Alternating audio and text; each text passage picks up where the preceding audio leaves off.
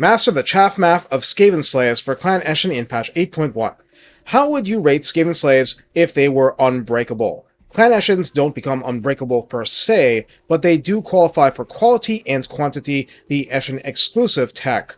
Okay, the rank 7 and up part is rough. The upkeep, it's so low, we don't care about a percentage increase. What about leadership, plus 10? How does that land? What's important for perspective, Eshin does not pay extra recruitment cost for Skavenslaves ever. They're economically vital even without being a try-hard version. But what about the possibilities? Let's find out. Recruited for 125 gold and 31 upkeep, the base unit is 180 entities on Ultra in a 120 entity melee unit world, with 9,000 health divided between them for 50 each. That is to say, no matter what else I'm talking about, a Burning Head or Flamestorm is going to do big damage on them. Armor is a threadbare 0 to start with. Starting leadership is 35, skeleton and zombie level without the benefit, so to speak, of crumbling rather than fleeing.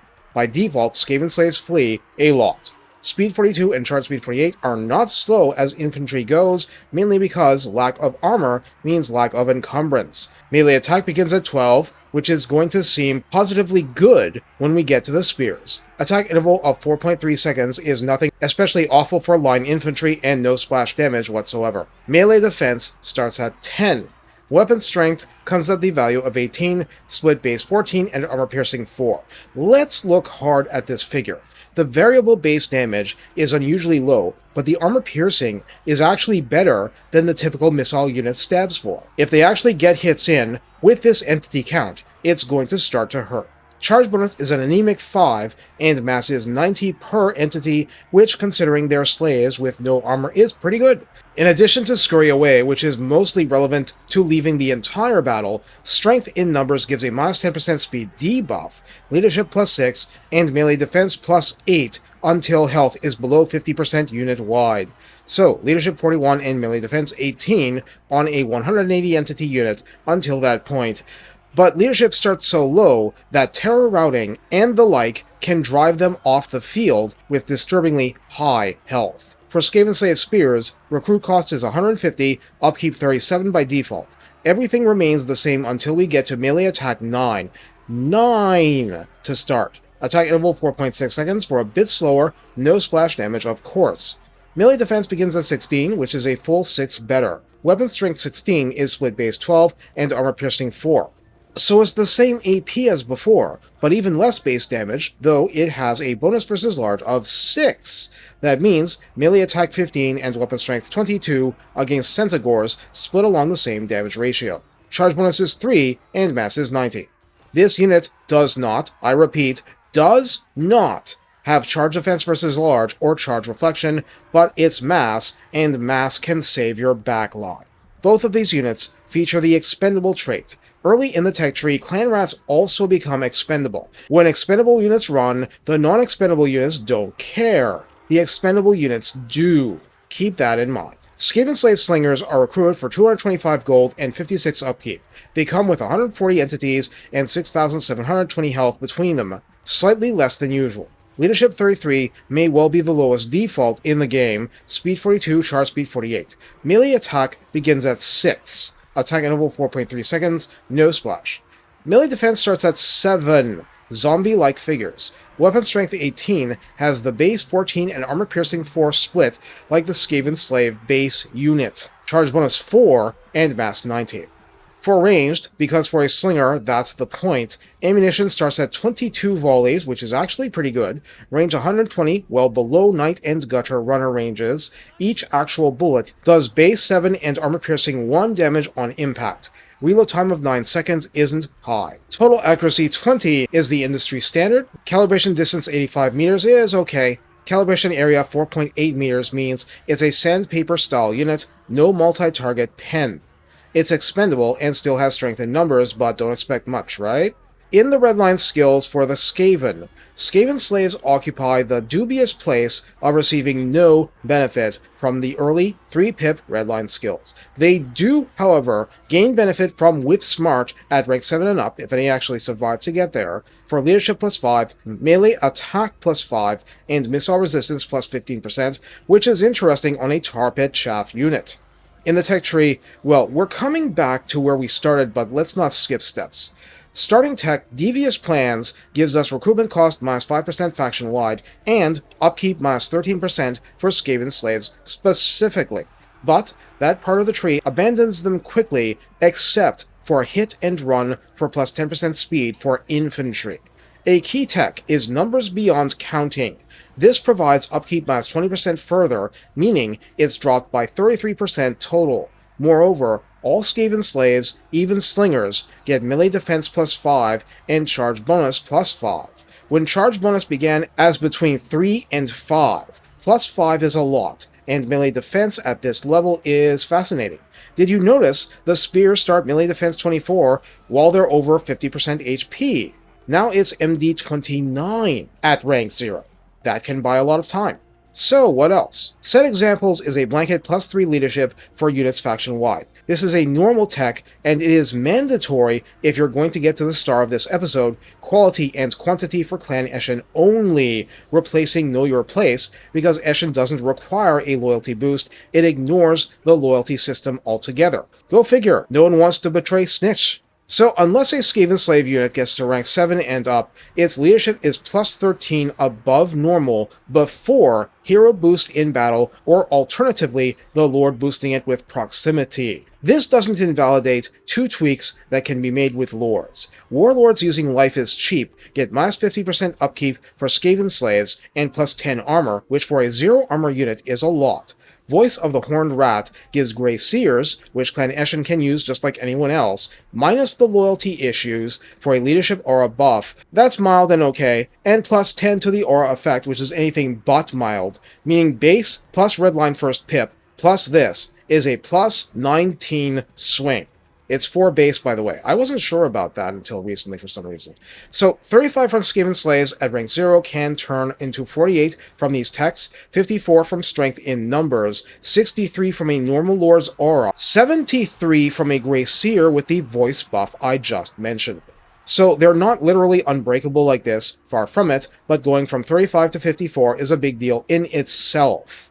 So, how do we use Skavenslaves with this in mind? Once again, a lot comes down to the sheer size of the entity count of the unit. Since, very unlike something like Plague Monks, this isn't a killy set of units by nature, and Slingers, as the killiest of them, is disproportionately weak if fighting more armored targets.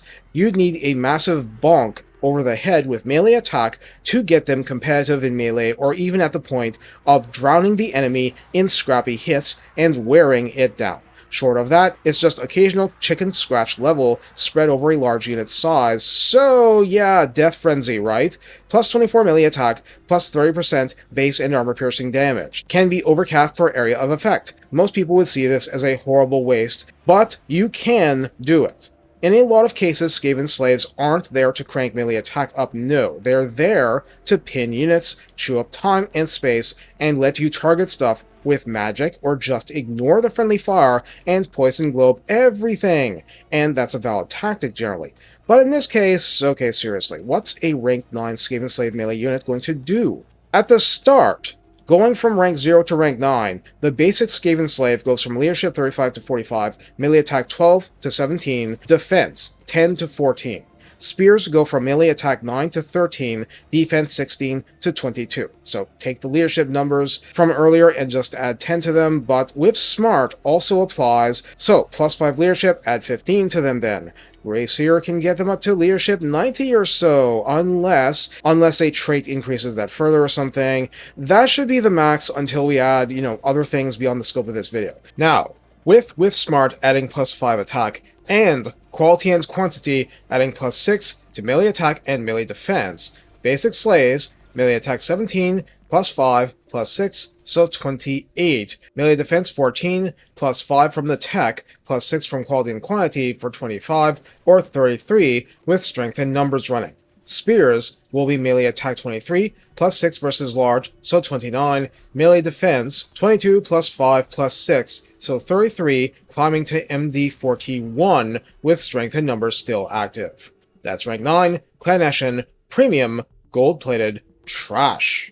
With Death Frenzy, they will chicken scratch AP 4 plus 30%, but will do more base damage. If they have Blessed with Filth, they'll inflict poison. With Wither, enemy armor will plunge. Spells of Stealth may not be the best fit, but can supercharge defense too. So that's the upper limit. Since having rank 9 Skaven trash is a little unlikely in practice, what's our more reasonable expectation?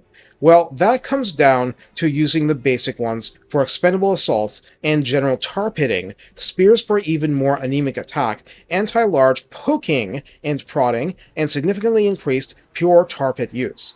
But they're still pretty related. I'm not taking seriously the idea of using Skavenslave slingers in melee, but they might last a little bit longer with the leadership buffs. So in reality, what we expect is simply Skavenslaves that run away less. And that is still quite powerful. And that includes an auto-resolve. Skaven have lots of hammers. They have many, many ways to kill the tidy, orderly races. Using slaves to pin them and constrain their movements is only logical, and to reiterate, Skavenslaves do not suffer a recruitment cost penalty as Eshin ever. So whatever else and however severely quality and quantity is bleeding your finances faction-wide, the Skavenslaves are what you use for cheap fodder, and fodder that is suddenly more effective at being fodder. You don't have to feel like you're missing out on Clanrats. I mean, you can still summon them and whatnot, but for Bring Your Own Fodder Day, they're better than before and just as cheap. That's the play. Just as cheap, but they run away less. Incidentally, this is one of the highest synergies possible with Rabble Rouse. Raising the leadership is nice. Eliminating fear and terror effects is very good here. Remember, Skavenslaves are rarely defeated because the enemy destroys their health and numbers. It's because they flee. Largely solve that, and the math is oppressive for your foes. I came back to add to this script after the best campaign with Snitch I have ever had and may ever enjoy in the 8.1 era. What I want to add, or re-emphasize, is that the purpose of Skavenslaves, before and after using quality and quantity, is strategic aggression. Force the enemy to fight through your scum. Force the enemy to wipe them out in auto-resolve before your missile units are even touched. Force the enemy to respond to sheer numbers and putting armies where they shouldn't be yet, that you're not supposed to be able to afford. Put slaves in front of missile units in a siege and lob slings over their heads. Every chaff entity that takes a bullet intended for a real Clanrat is a victory for you. And at this point, how do you really lose them? Well, by magic, certainly the most extreme of collision attack units, sheer brutality of superior units like buffed Tiger Warriors in prolonged melee, and Dreadquake mortar clusters. The problem there isn't running away, they won't live to be running away. Take care and have fun drowning the enemy in numbers, because there's always more.